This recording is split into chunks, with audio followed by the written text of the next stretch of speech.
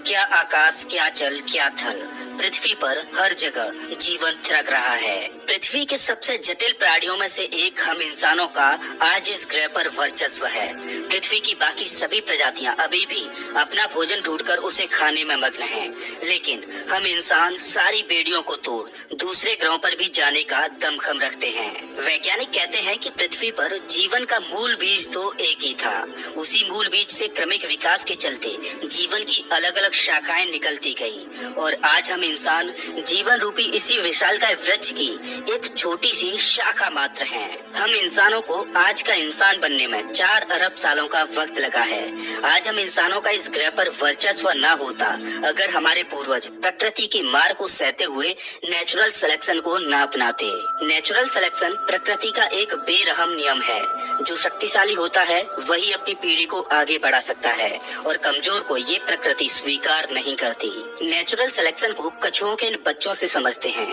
कछुए हमेशा अपने अंडों को समुद्री जीवों से सेफ रखने के लिए समुद्र से दूर एक सुरक्षित स्थान चुनते हैं और समुद्र से दूर कछुए रेत के नीचे अपने अंडों को गाड़ देते हैं ताकि जमीन पर मौजूद कोई जानवर उनके अंडों को ना खा जाए। जब ये अंडे पोषित हो जाते हैं और इनसे कछुओं के नन्हे बच्चे बाहर निकलते हैं तो प्रकृति अपनी बाहें फैलाकर इनका स्वागत करती है। लेकिन अगर इन कछुओं को इस प्रकृति का आनंद उठाना है तो इनको एक कड़ी परीक्षा से होकर गुजरना पड़ेगा। जो भी कछुए का बच्चा इस परीक्षा में पास होगा वही इस प्रकृति का आनंद उठा पाएगा और अपनी पीढ़ी को आगे बढ़ा पाएगा। जो फेल हुआ उसका ये प्रकृति परित्याग कर देती है। जब कछुओं के बच्चे अंडों से बाहर निकलते हैं तो वो अपने जीवन को आगे बढ़ा पाएंगे या नहीं, ये इस बात पर निर्भर करता है कि क्या वो दूर समुद्र का पानी नजर आ रहा है, वो उस तक पहुंच पाएंगे या नहीं। प्रकृति की कठिन परीक्षा शुरू होती है। कछुओं के नन्हे बच्चे समुद्र की ओर दौड़ लगा देते हैं, लेकिन आसमान में उड़ रहे पक्षी न जाने कब से इन नन्हे बच्चों को अपना भोजन बनाने की ताक में थे और आज इन पक्षियों को अपना पसंदीदा भोजन मिल चुका है। पक्षी इन कछुओं के बच्चों पर हमला कर देते हैं। अब इन नन्हे बच्चों को अपनी मंजिल तक पहुंचने के लिए बहुत तेज दौड़ना होगा। अगर वो आज तेज नहीं दौड़ेंगे तो फिर कभी भी वो इस प्रकृति का आनंद नहीं उठा पाएंगे। जो मजबूत होते हैं वो अपनी मंजिल पर पहुंच जाते हैं और जो कमजोर होते हैं उनकी इस प्रकृति में कोई जगह नहीं। जब मजबूत कछुओं के बच्चे अपनी मंजिल पर पहुंच जाते हैं तो समुद्र की लहरें अपना हाथ फैलाकर इन नन्हे बच्चों को अपने में समेट लेती हैं। अब ये नन्हे बच्चे प्रकृति का आनंद उठा सकते हैं और बड़े होकर अपनी नई पीढ़ी को आगे बढ़ा सकते हैं। प्रकृति के इसी चुनाव को नेचुरल सिलेक्शन कहते हैं। हम इंसान न जाने कितनी ही बार नेचुरल सिलेक्शन से होकर गुजरे हैं और आज भी हम प्रकृति के इसी चुनाव से होकर गुजर रहे हैं। हम पिछले 4 अरब सालों से प्रकृति की मार को सहते हुए आगे बढ़े हैं। हमने ना जाने कितनी ही बार महाप्रलयों को देखा है, ना जाने कितनी ही प्रजातियों को विलुप्त होते हुए देखा है, लेकिन जीने की जिद हमने कभी नहीं छोड़ी और इसी जीने की जिद्दोजहद के चलते हमारा जीवन का सफर बहुत ही रोमांच से भरा रहा है। दोस्तों, आज की इस वीडियो में हम सफर करने वाले हैं अपने अतीत में। हम जानेंगे कि कैसे सिंगल सेल से आज की ये जटिल लाइफ बनी, कैसे हमने प्रकृति के नेचुरल सिलेक्शन को अपनाया, वो कौन सी घटनाएं थी जिनके घटने से आज हमारा ये जीवन यहाँ तक पहुँच पाया और इवोल्यूशन यानी कि क्रमिक विकास ने कैसे हमें आज का इंसान बनाया। नमस्कार दोस्तों, मैं हूँ श्याम तोमर। स्वागत करता हूँ आपका इस वीडियो में। अभी से 4 अरब साल पहले हमारी पृथ्वी का माहौल नर्क की तरह था। हर जगह धधकता हुआ लावा फैला हुआ था। गैस और धूल के बादलों ने पूरी पृथ्वी को चारों ओर से ढक रखा था। पृथ्वी की ऐसी परिस्थितियों को देखकर लगता नहीं कि कभी इस पर करोड़ों प्रजातियां फल फूलने वाली हैं। वैज्ञानिक मानते हैं कि पृथ्वी के ऐसे माहौल में पहली बार जीवन के बीज का जन्म हुआ। अब असल में जीवन का वो पहला बीज पृथ्वी पर कहां से आया, इसका कोई सटीक जवाब नहीं है। वैज्ञानिक जीवन के पहले बीज के बारे में अलग अलग थ्योरीज देते हैं। कुछ वैज्ञानिक मानते हैं कि जीवन का पहला बीज किसी उल्का के साथ अंतरिक्ष से ही पृथ्वी पर आया, तो कुछ मानते हैं कि जीवन का पहला बीज पृथ्वी पर पानी में कुछ रसायनों के मिलने से स्वतः ही पैदा हो गया। लेकिन मेरे मेरे, आपके और पृथ्वी पर मौजूद सभी प्रजातियों के जीवन का सफर 4 अरब साल पहले पृथ्वी के नर्क जैसे माहौल में पानी के अंदर सिर्फ एक कोशिका के रूप में यानी सिंगल सेल के रूप में शुरू हुआ। ये जो आप सेल देख रहे हो ये हमारा पूर्वज है और इस पृथ्वी पर जीवन का सबसे पहला बीज 4 अरब साल पहले इस सेल ने नींव रखी आज का इंसान बनने की। इस सेल के अंदर डीएनए के रूप में कुछ कोड्स और इंफॉर्मेशन छुपी हुई है। इस सेल में मौजूद जीन्स इंफॉर्मेशन को बाहर भेज सकते हैं। तकरीबन 50 करोड़ सालों तक पृथ्वी पर जीवन सिंगल सेल के रूप में ही बना रहा और 50 करोड़ सालों के बाद जीवन ने एक नया मोड़ लिया। अभी से करीब 3.5 अरब साल पहले सिंगल सेल ने खुद की कॉपी बनाना शुरू कर दिया और खुद का ही एक क्लोन तैयार करना शुरू कर दिया। ये एक अद्भुत घटना थी क्योंकि एक सेल का खुद का क्लोन बनाने से जीवन का एक नए रूप में फिर से नया जन्म हो सकता था और पुराने सेल एक नई पीढ़ी को जन्म दे सकते थे। अगर ये सेल खुद का क्लोन न बना पाते तो पृथ्वी पर जीवन तभी समाप्त हो गया होता जब जीवन के पहले बीज ने जन्म लिया था। 2 बिलियन सालों तक ऐसा ही चलता रहा। पुराने सेल खुद की नई कॉपी बना देते और वो इंफॉर्मेशन को एक जनरेशन से दूसरी जनरेशन तक पास कर देते। लेकिन करीब 2 बिलियन सालों के बाद एक और अद्भुत घटना घटी। 2 सेल आपस में मर्ज हुए और उन दोनों के जीन्स आपस में कंबाइंड हुए। अब ये मर्ज सेल खुद का क्लोन बनाने लगे जिनके क्लोन में अब एक नहीं बल्कि 2 सेल्स के जीन्स मौजूद थे। इस घटना के बाद जीवन की नई नई शाखाएं निकलने लगी। इन सेल्स में म्यूटेशन होने लगा और मल्टी सेलुलर ऑर्गेनिज्म पनपने लगी। जीवन धीरे धीरे जटिल होता गया। इन्हीं सेल्स से पानी के अंदर नई नई प्रजातियां बनती गईं, जिनमें से एक प्रजाति के जीव हमारे पूर्वज थे जिनसे हम बने।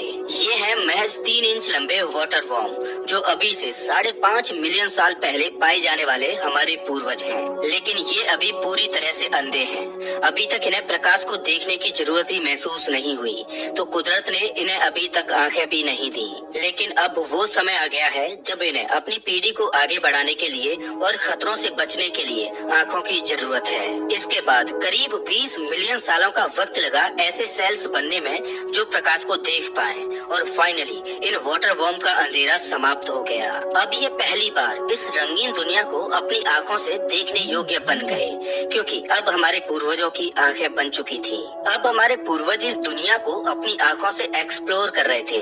लेकिन अब आंखों के द्वारा देखी गई इस इंफॉर्मेशन को प्रोसेस करने के लिए एक और चीज की जरूरत थी और उस जरूरत को पूरा करने के लिए आंखों के पीछे एक छोटा सा दिमाग विकसित होता गया। अब हमारे पूर्वज इवोल्यूशन के चलते एक वर्म न रहकर एक मछली के आकार जैसे बन गए। हमारा दिमाग अब छोटे मोटे सिंपल डिसीजंस ले सकता था, इंफॉर्मेशन को प्रोसेस कर सकता था। लेकिन जैसा कि मैंने आपको अभी बताया था कि सेल्स में म्यूटेशन की वजह से कई तरह की प्रजातियां बनती गईं, जिनमें से कुछ खतरनाक भी थी और ऐसी ही खतरनाक प्रजातियों से अब हमें खतरा था।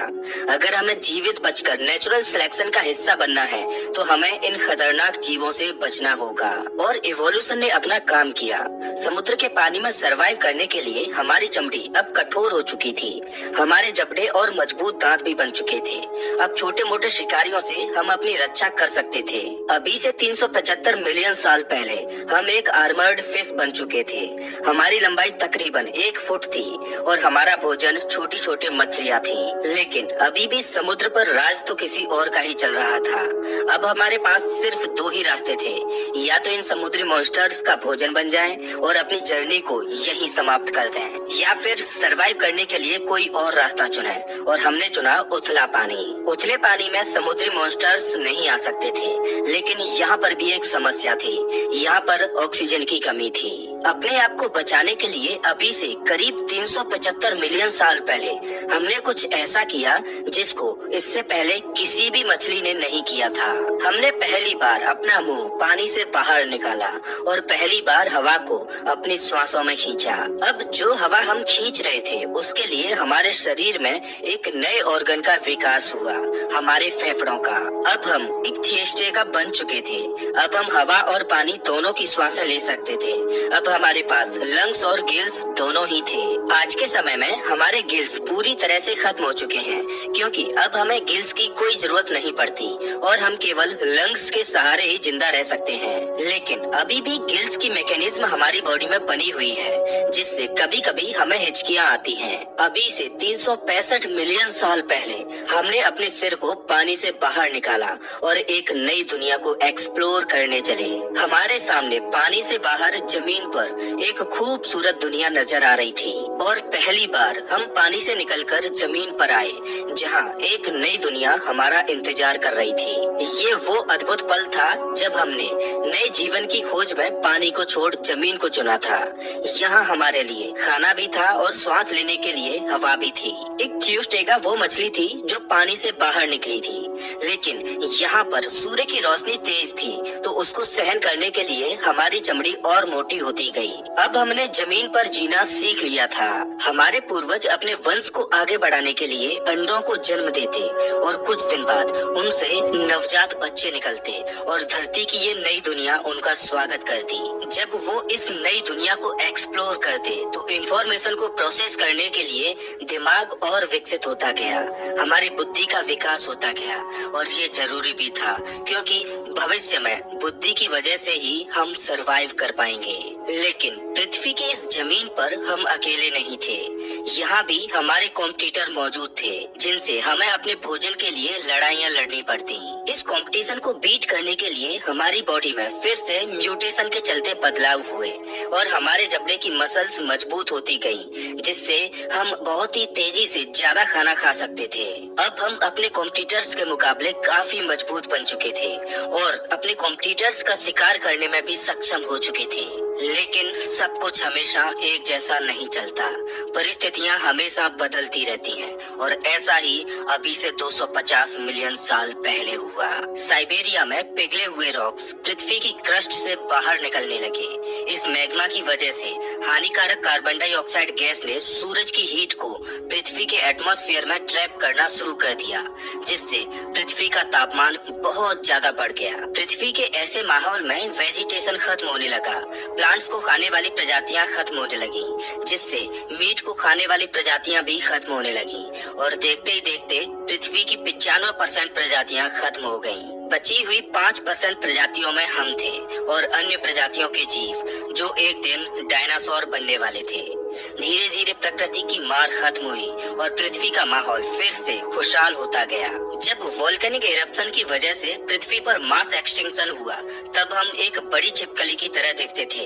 लेकिन इस समय पीरियड में मास एक्सटिंक्शन के बाद अब हम एक बड़ी बिल्ली के आकार जैसे दिखाई देते हैं। अब हम अपने शरीर को घसीट कर नहीं चलते, बल्कि अपने पैरों के सहारे आगे बढ़ने का दमखम रखते हैं। एक बड़ी छिपकली से इस आकार तक पहुंचने में हमें 30 मिलियन सालों का वक्त लगा है, जो कि अभी से 220 मिलियन साल पहले इवॉल्व हुए। ये प्रजाति एक भीषण प्राकृतिक आपदा को सहकर यहाँ तक सरवाइव कर पाई है। लेकिन धरती पर हम इकलौते नहीं हैं जिसने ये आपदा सहन की। कोई और भी है जिसका विकास ऐसे हुआ कि उसकी अब इस धरती पर हुकूमत चलती है। ये है डायनासोर। अब इनका ही जमाना है। अगर हमें इस धरती पर सरवाइव करना है तो हमें इनसे अपने आप को बचाना होगा। ये डायनासोर छोटे रेप्टाइल से इवॉल्व होकर मास एक्सटिंक्शन को सहते हुए यहाँ तक पहुँचे हैं। डायनासोरों का विकास हमारी तुलना में बहुत तेजी से हुआ है, इसीलिए आज ये बहुत ही विशालकाय बन चुके हैं। इन भूखे डायनासोरों से बचने के लिए अब हमें नेचुरल सिलेक्शन को अपनाना होगा। हमें ऐसा बनना होगा कि हम इनकी नजरों से छुप सकें और करोड़ों सालों तक छुपन छुपाई का खेल खेलते हुए अभी से 66 मिलियन साल पहले नेचुरल सिलेक्शन के चलते हमारा साइज छोटा होता गया और हम एक छछूंदर की तरह दिखने लगे। हम जमीन के अंदर बिल बनाकर अपने आप को छुपाने लगे। अब हमें डायनासोरों के द्वारा देख पाना आसान नहीं था। हमारे शरीर पर घने बाल थे, तो जब भी हमें सर्दी लगती तो हमारे बाल खड़े हो जाते, जिससे हवा हमारे बालों में कैद हो जाती, जो इंसुलेशन का काम करती और हमें ठंड से बचाती। आपने देखा होगा कि सर्दियों में आज भी हमारे रोंगटे खड़े हो जाते हैं। हालांकि अब हमें इनकी कोई जरूरत नहीं पड़ती, तो अब हमारे शरीर पर बाल भी कम हैं, क्योंकि अब हम अपने अनुकूल वातावरण बना सकते हैं और आर्टिफिशियल चीजों की मदद से वातावरण के अनुकूल अपने आप को ढाल भी सकते हैं। खैर, अब भी डायनासोरों का खतरा हमेशा ही बना रहता था, तो हमें चौकन्ना रहना होता था और जिससे पहले डायनासोर हमें देखें, उससे पहले हमें उनका आभास होना चाहिए था। हमने एक बार फिर से नेचुरल सिलेक्शन को अपनाया और हमारी इंद्रियां और ज्यादा शार्प होती गईं। हमारे देखने, सुनने और डायनासोरों को सूंघने की क्षमता बढ़ती गई और इससे पहले डायनासोर हमें देखते हम चौकन्ने हो जाते। अब हमारा दिमाग और जटिल होता जा रहा था क्योंकि अब हमें सिचुएशन के हिसाब से तुरंत फैसले लेने की जरूरत थी। अब इंसानियत का भविष्य इस छोटी सी प्रजाति पर डिपेंड है। अगर ये अपने छोटे से दिमाग और तेज सेंसेज का इस्तेमाल करने में फेल हुए तो हमारा कोई अस्तित्व नहीं। लेकिन इन्होंने इस बाधा को भी पार करना सीख लिया। हम इंसानों के लिए अगर कोई अच्छी चीज हुई है तो वो थे डायनासोर। उन्हीं की वजह से आज हमारे पास एक तेज दिमाग और पावरफुल सेंसेज है। इससे पहले हमारे पूर्वज अंडे दिया करते थे, लेकिन सिचुएशन कुछ ऐसी थी कि जहां खुद अपनी जान बचाने के लिए लेने के देने पड़ रहे थे, तो ऐसे माहौल में भला ये अपने अंडों की देखभाल कैसे करते। तो इन्होंने एक बार फिर से नेचुरल सिलेक्शन को अपनाया और कुदरत ने इन्हें एक और शक्ति दी। वो शक्ति थी एक जिंदा बच्चे को जन्म देने की। अब बच्चों का विकास शरीर के बाहर नहीं बल्कि शरीर के अंदर कोख में होने लगा और उन नन्हे बच्चों को भोजन देने के लिए हमारी स्वीट ग्लैंड्स विकसित होकर मेमोरी ग्लैंड में बदल गयी, जिससे अब हम इस काबिल हो गए कि अपने नन्हे बच्चों को दूध पिलाकर उनकी भूख शांत कर सकते थे। इस नेचुरल सिलेक्शन की वजह से अब हमारी प्रजाति का इस दुनिया में सरवाइव करना आसान हो गया। ये सिंगल सेल से इंसान बनने के सफर में हमारे लिए बहुत बड़ी उपलब्धि थी। इस छोटे से जीव से लगभग 4000 प्रजातियां विकसित हुई, एक छोटे से चूहे से लेकर बड़ी व्हेल तक और हम इंसानों तक। यहाँ से मैमल्स का जमाना शुरू हो गया। लेकिन अभी भी पृथ्वी पर हुकूमत चल रही थी डायनासोरों की, लेकिन कुदरत के सामने किसी की भी नहीं चलती। अभी से 65 मिलियन साल पहले एक बार फिर से पृथ्वी पर महाविनाश की घटना घटी। एक माउंट एवरेस्ट के साइज की चट्टान अंतरिक्ष से तेज रफ्तार से आई और मेक्सिको के पास खाड़ी में जा टकराई। उस एस्ट्रॉइड के टकराने से पृथ्वी पर एक महाप्रलय आई।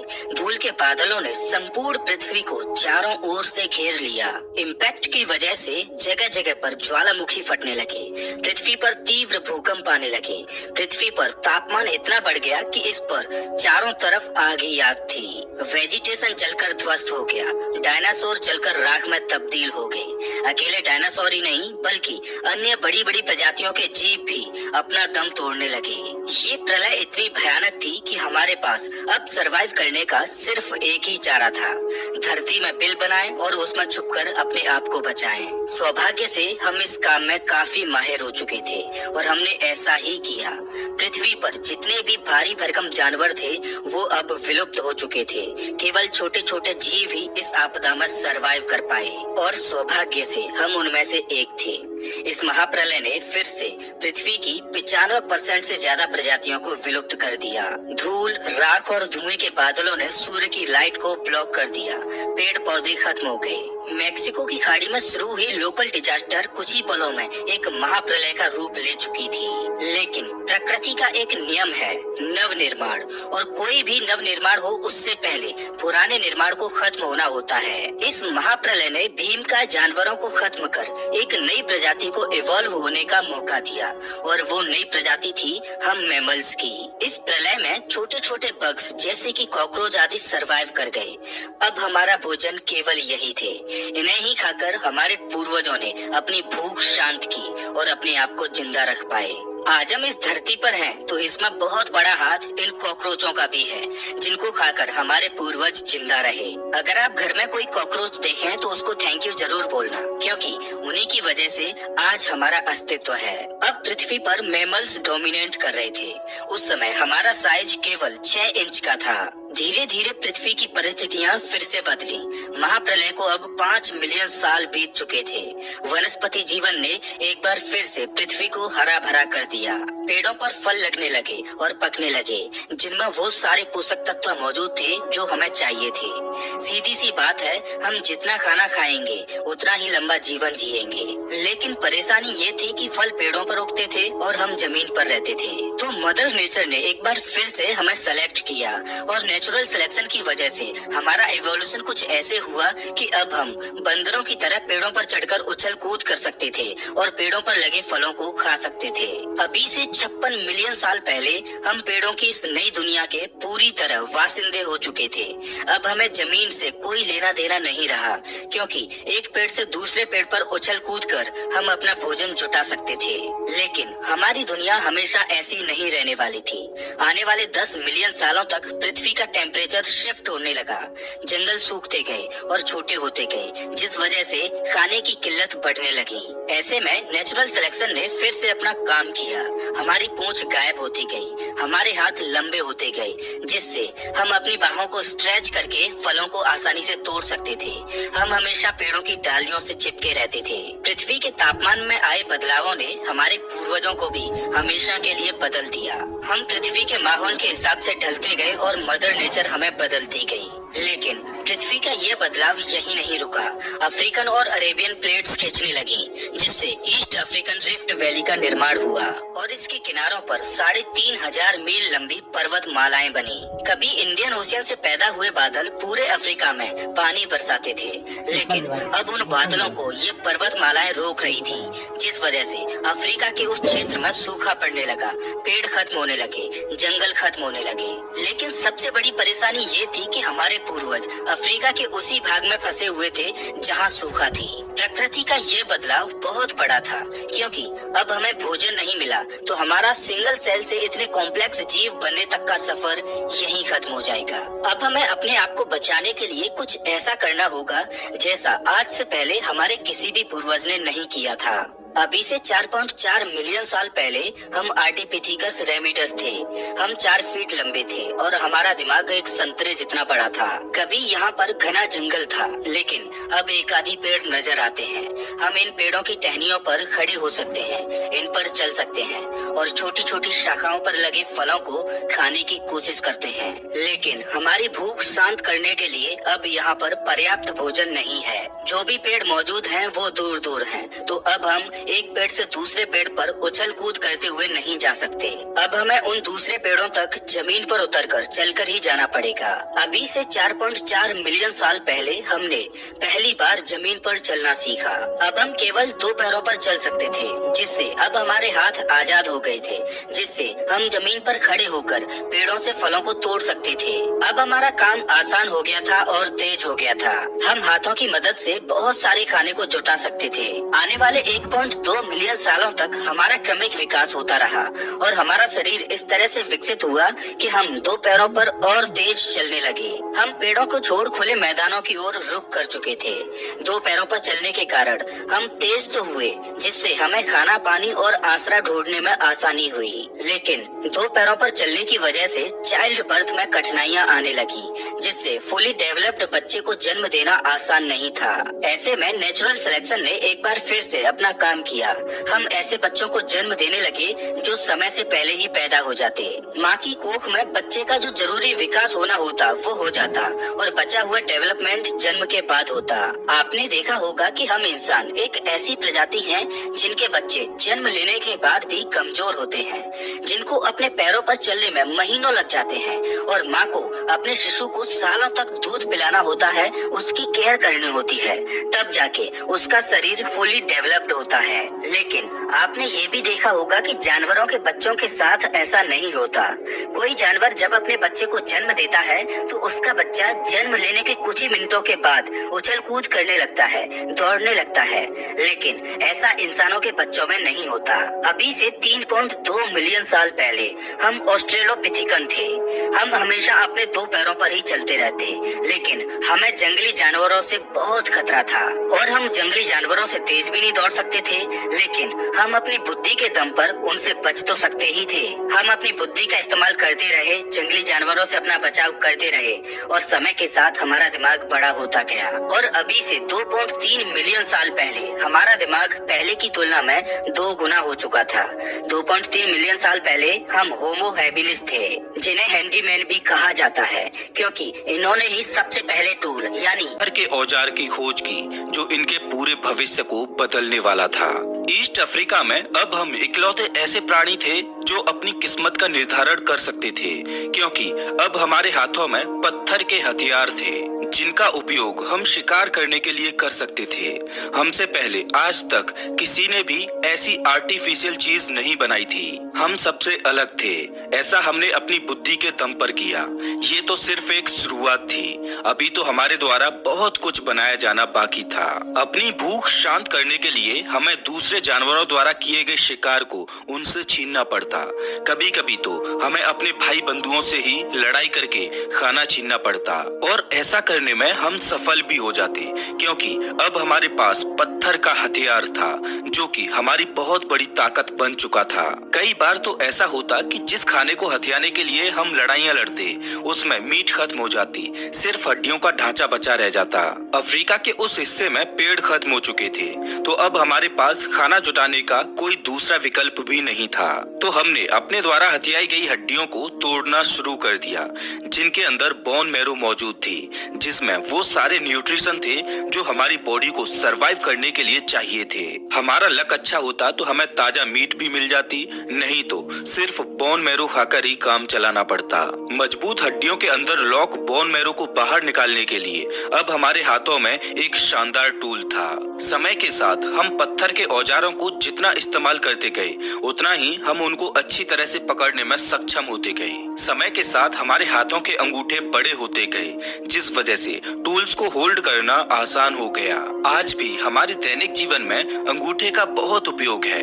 बिना अंगूठे के तो मानो हम अधूरे ही हैं। आज आप जिस पेन को पकड़कर लिख पाते हो, ये संभव हो पाता है सिर्फ अंगूठे की वजह से। इसके अलावा हम अन्य चीजों को अपने हाथों में बड़ी ही आसानी से होल्ड कर सकते हैं। ऐसा हो पाता है सिर्फ एक ही वजह से, क्योंकि अभी से 2 मिलियन साल पहले हमारे पूर्वजों ने पत्थरों के जो टूल्स यूज किए थे उन्होंने हमारी बॉडी के स्ट्रक्चर को ही बदल दिया। क्रमिक विकास चलता रहा और आज से 1.8 मिलियन साल पहले हम होमो इरेक्टस बने।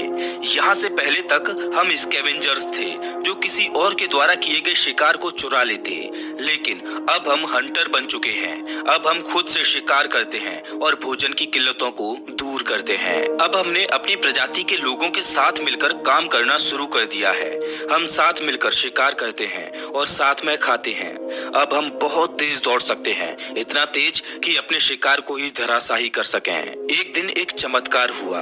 आसमान से बिजली गिरी और आग लगी जो हमें गर्माहट दे रही थी और हमें ठंड से बचा रही थी। उस आग में कुछ जंगली जानवर भी जलकर मारे गए। मीट हमारे लिए बहुत कीमती थी, तो हमने मीट को वेस्ट करना सही नहीं समझा। हमने पहली बार आग में भुने हुए मांस को खाया जो बड़ा ही स्वादिष्ट था और चबाने में भी आसान। भुना हुआ मांस कच्चे मीट के मुकाबले बड़ा ही स्वादिष्ट और लजीज लग रहा था। हमने आग को जलाना सीखा। ये खोज हमारी दुनिया को बदलने वाली थी, क्योंकि नेचर की शक्ति अब हमारे हाथों में थी। आग हमें दूसरे जानवरों से सुरक्षित रखती, हमें ठंड से बचाती, और सबसे अहम बात, अब तक हम मीट को कच्चा ही खाते आ रहे थे, जिससे उसे चबाने और पचाने में हमारी बॉडी को बहुत मेहनत करनी पड़ती। लेकिन आग की खोज ने हमारा काम आसान कर दिया। अब हम मीट को आग पर भूनकर ही खाते। भुनी हुई मीट को चबाने में हमारे जबड़ों की मसल्स को कम जोर लगाना पड़ता और उसे पचाने में भी बॉडी को कम ऊर्जा खर्च करनी पड़ती। अब वो बची हुई ऊर्जा हमारे दिमाग में खर्च होने लगी, जिससे हमारा दिमाग बड़ा होने लगा और हम स्मार्ट होते गए। लेकिन अभी भी हम एक दूसरे से ठीक से कम्युनिकेट नहीं कर पा रहे थे, जिस वजह से एक दूसरे को समझ पाना हमारे लिए मुश्किल था। लेकिन नेचुरल सिलेक्शन ने अपना काम किया। हमारे गले की मसल्स में बदलाव हुए, जिससे अब हम तरह तरह की आवाजें निकाल सकते थे। हम एक दूसरे से बोलकर कम्युनिकेट करने लगे। भाषा हमारे लिए बहुत बड़ा टूल साबित हुई। हमारे शरीर में यही एक पहेली बची हुई थी जिसको प्रकृति ने सुलझा दिया। अभी से 2 लाख साल पहले सिंगल सेल से जटिल लाइफ बनकर अरबों सालों तक सर्वाइवल की जंग लड़ते हुए हम आए। हम होमो सेपियंस, इस धरती के बुद्धिमान जीव, जिनका दिमाग धीरे धीरे करके बहुत बड़ा हो चुका है। हम टूल्स का इस्तेमाल करते, भाषा का इस्तेमाल करते, हमने खेती करना सीखा, हमने पशुओं को पालना चलना सीखा।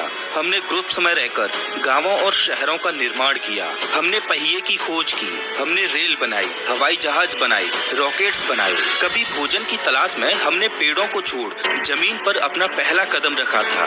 लेकिन आज हम ज्ञान की भूख में चंद्रमा पर अपना पहला कदम रख चुके हैं। हमने संस्कृतियां बनाई। हम पृथ्वी के कोने कोने में फैल गए। हमने ज्ञान और विज्ञान को समझा।